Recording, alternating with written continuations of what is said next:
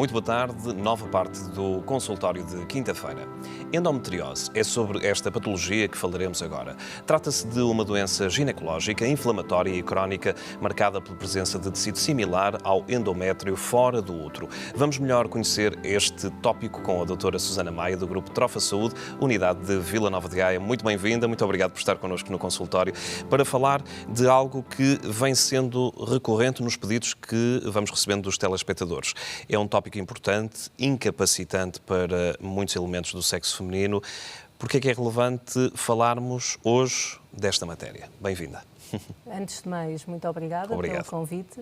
Efetivamente, é muito importante falarmos de endometriose, porque é uma doença cada vez mais prevalente. Portanto, a endometriose afeta uma em cada 10 mulheres.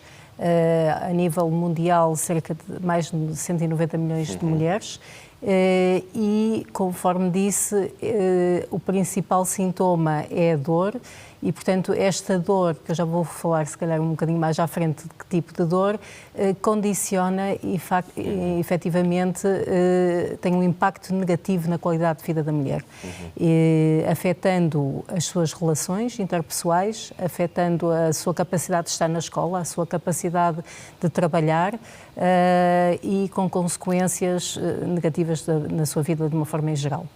E vamos então olhá-la com mais detalhe, até com auxílio de uma imagem, de um esquema que preparou para nós e que desde já agradecemos esse cuidado. Do que é que falamos então quando falamos de endometriose? Já pude ali sintetizar um pouco, a doutora também já deu o mote, mas traduzindo isto de uma forma mais imagética, do que é que estamos a falar? Portanto, a endometriose consiste na presença de um tecido similar ao endométrio, e eu pedia só a imagem para explicar o que é o endométrio. Portanto, aqui na imagem que vão ver, nós temos representados o útero, a bexiga e o intestino. Eu acho que ainda não estamos a ver a imagem. Não, ainda não, mas agora sim. Pronto, e portanto, este é um esquema similar a que eu faço muitas vezes na consulta. Portanto, temos a bexiga na parte anterior, a meio temos o útero e depois, posteriormente, temos o intestino. E, portanto, o útero tem ali uma cavidade, que é a cavidade onde crescem os bebés, e essa cavidade é revestida por uma camadinha de células, que é o endométrio. O endométrio são as células que descamam quando a mulher menstrua, e é um tecido similar ao endométrio que aparece fora do útero. E quando eu digo fora, efetivamente, pode aparecer em qualquer parte do corpo. O mais habitual é aparecer dentro da cavidade abdominopélvica e é um tecido que aparece, vocês veem ali umas imagens com uma coloração acastanhada, em baixo entre a vagina e o intestino, que é um nódulo de endometriose que nós chamamos retovaginal, que é bastante frequente.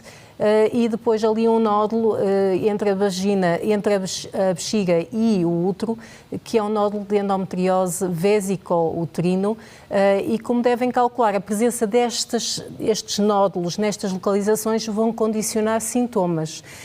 Portanto, ali o nódulo entre a vagina e o intestino pode condicionar dor no ato sexual, porque vai estimular diretamente aquela área e, por exemplo, como o nódulo entra mesmo dentro da cavidade do lúmen intestinal, isto pode até condicionar uma obstrução à passagem das fezes, com consequências graves para a vida da mulher.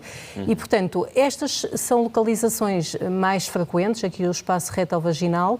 Outra localização, que é uma forma de endometriose profunda, mais grave, outras vezes aparece, por exemplo, como está em cima, no ovário. No ovário, a endometriose forma uns quistos de chocolate, é como se fossem uns balõezinhos cheios de chocolate quente, que podem ter diferentes dimensões e que depois estes quistos, ao estarem presentes no tecido, no ovário, vão, por compressão, danificar os ovócitos que lá estão e também libertar substâncias que danificam os ovócitos e, portanto, têm impacto na reserva ovocitária da mulher e na capacidade da mulher vir a ter filhos. A forma mais superficial, por acaso não vemos aqui na imagem porque é um bocadinho mais para a esquerda, são a presença de uns pequenos implantes que podem surgir numa espécie de uma pelezinha que reveste por dentro a cavidade abdominal, que a gente chama de peritoneu, que nós chamamos de endometriose superficial. Agora, qual é a grande característica da endometriose? É que às vezes as doentes têm, vemos agora ali na imagem, aqueles dois pontinhos castanhos naquela película que é o peritoneu que reveste internamente a parede abdominal.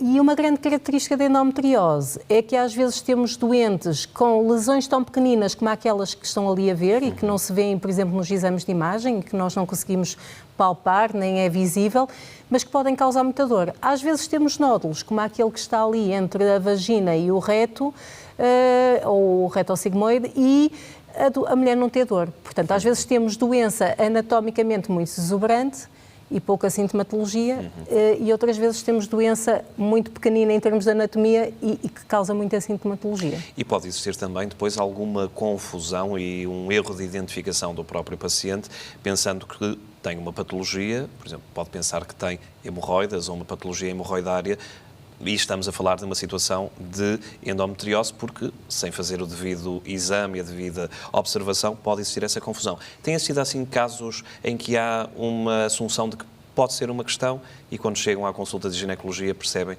que estão com endometriose?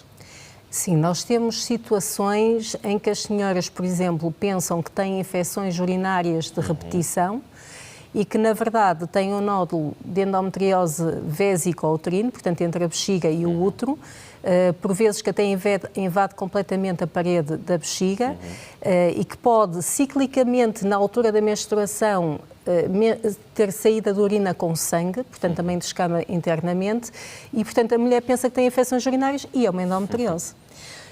Às vezes mais grave é, por exemplo, senhoras que se pensa que possa ter uma infecção a nível do rim, uma pielonefrite com dor, e quando vamos a ver é uma endometriose que infiltra o ureter, que é o tubinho que liga, que traz a urina do rim para a bexiga, de tal forma que a urina não consegue passar, e como não consegue passar, fica a montante e acaba por levar, entre aspas, à morte daquele rim, fica um rim mudo que não funciona e que pode causar dor, e é desta forma que se pode diagnosticar. Vamos olhar então aquilo que são as idades e a prevalência. Estamos a falar de uma patologia que tem uma baliza temporal ou pode surgir em diferentes idades? A endometriose surge sobretudo na fase reprodutiva, da vida reprodutiva da mulher.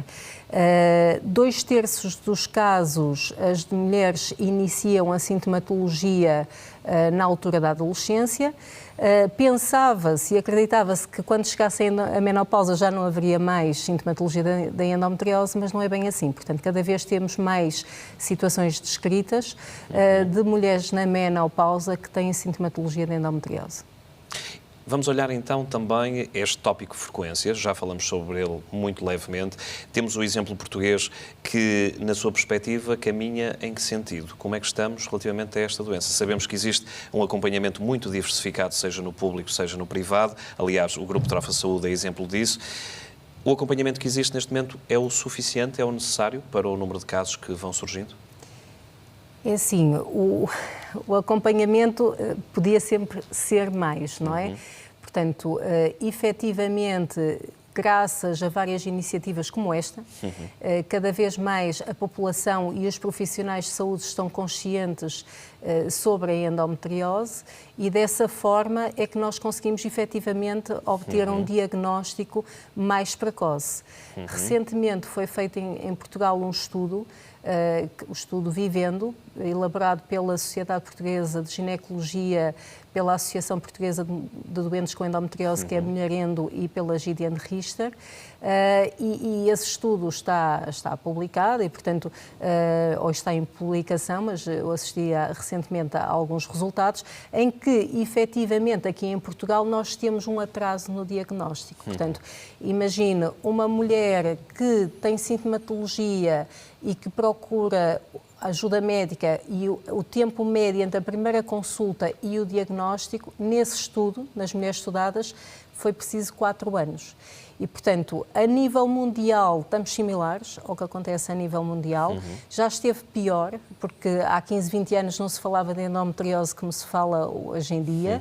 E, portanto, hoje em dia temos muito mais conhecimento, muito mais estudos, e se pesquisar no Google é exponencial a curva de investigação que tem sido feita. E, portanto, e a par disto, a consciencialização da população e dos profissionais de saúde.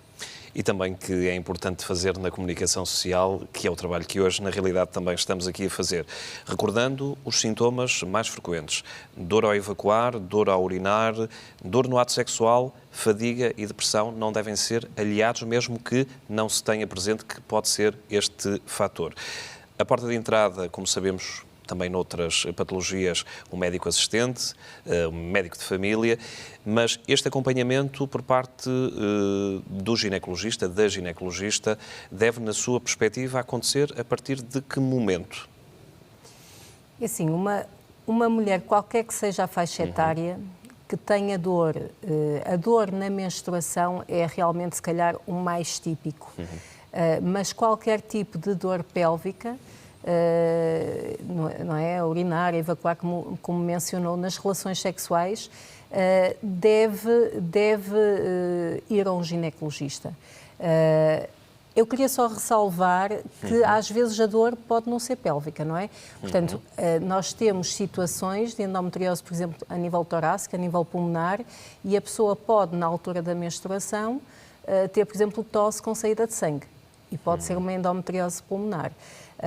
E, portanto, ou aquela mulher que fez uma cesariana e que tem uma dor na cicatriz da cesariana que associa ao momento da menstruação, pode ser uma endometriose. E, portanto, é estarmos, no fundo, atentos, e quando há esta suspeita, ou o próprio doente ou o médico de família deve efetivamente referenciar ao ginecologista.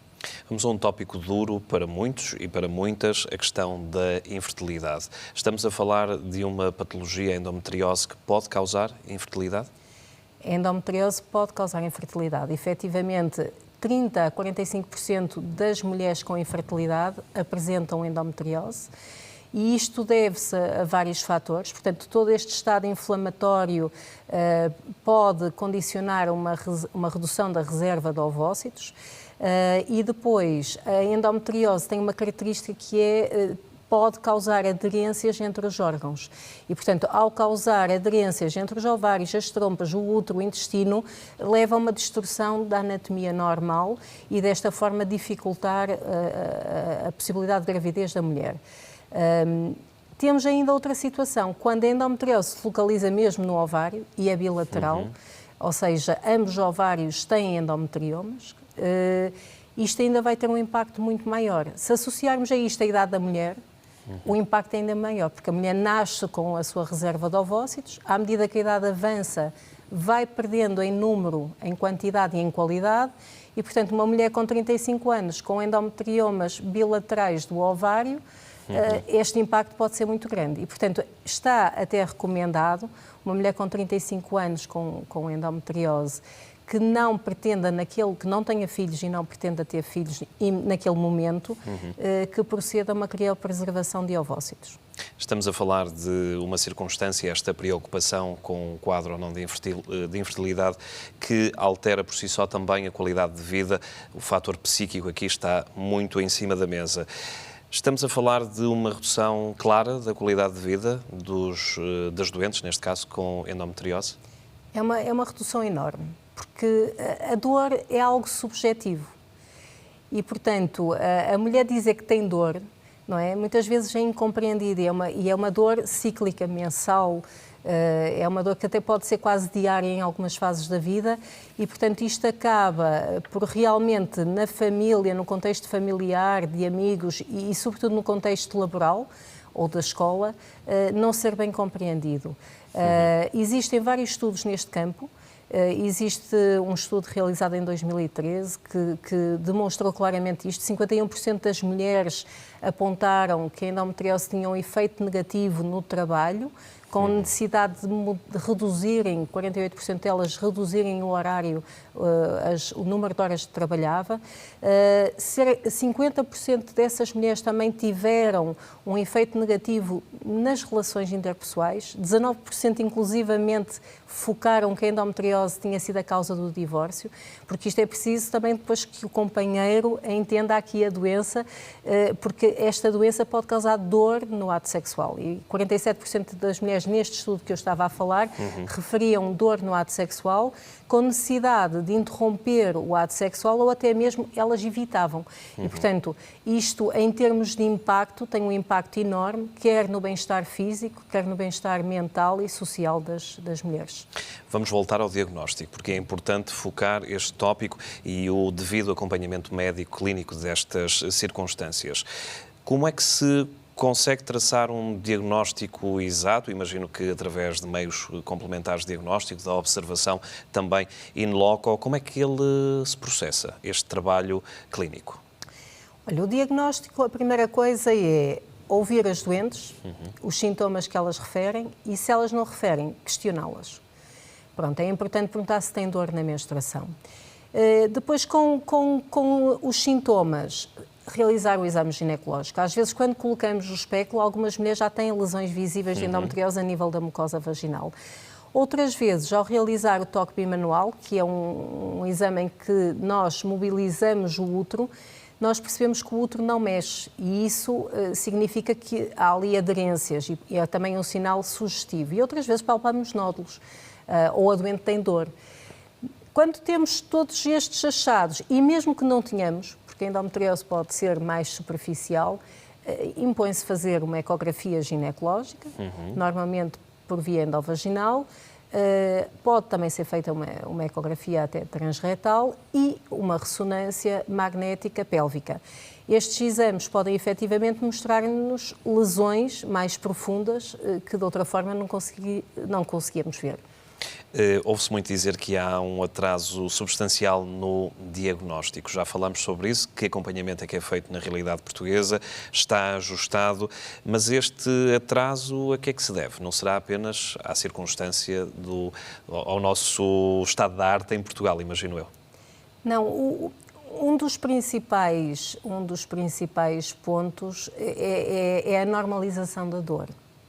Ou seja, muitas vezes a mulher queixa-se de dor menstrual, mas alguém na família refere a tua mãe já era assim, ou a tua tia já era assim, ou a avó, e portanto, e mesmo os profissionais de saúde, menos consciencializados para esta doença, podem dizer efetivamente que é normal a dor na menstruação ou a dor no ato sexual e, portanto, desvalorizar. Depois temos a forma de apresentação da doença, que realmente é altamente heterogénea, quer na localização, no tamanho das lesões e dos sintomas que causa, e depois a consciencialização. Portanto, é importante, no passado, nós não estávamos tão conscientes do que era a endometriose. Eu, quando estive na faculdade, já foi uns anitos, ou quando entrei na especialidade, pouco falávamos de endometriose e, portanto, felizmente as coisas mudaram muito. E eu acho que em breve vamos ter uma recuperação deste, já se está a verificar, mas que vai ser mais notória. E voltando aos anos 80, acha que se está a cumprir aquilo que é a lei da educação sexual no nosso país? Porque também é muito importante neste domínio. É assim, cada vez mais há iniciativas nas escolas. E neste contexto nós temos a Associação A Mulher Endo, que é uma associação que foi criada por doentes com endometriose para apoiar doentes com endometriose, que tem tido um papel muito ativo. Portanto, a Mulher Endo tem um papel muito ativo quer nas escolas, quer na população, quer com as câmaras municipais, foi recentemente ao Parlamento Europeu, o ano passado esteve no Parlamento Nacional e, portanto, realmente não só a Mulher Endo, mas também os profissionais com iniciativas de comunicação a pedidos das escolas. As escolas hoje em dia têm enfermeiras lá presentes e, portanto, e depois convidam pessoas para irem lá falar e, portanto, é importante esta dinâmica porque só assim é que nós podemos realmente apetrechar os nossos jovens para um melhor futuro. Doutora, vamos continuar a falar já a seguir, por isso não perca o raciocínio. 22 508 3297 ou consultório@portocanal.pt. Via privilegiada para participar neste programa sobre ginecologia. Até já.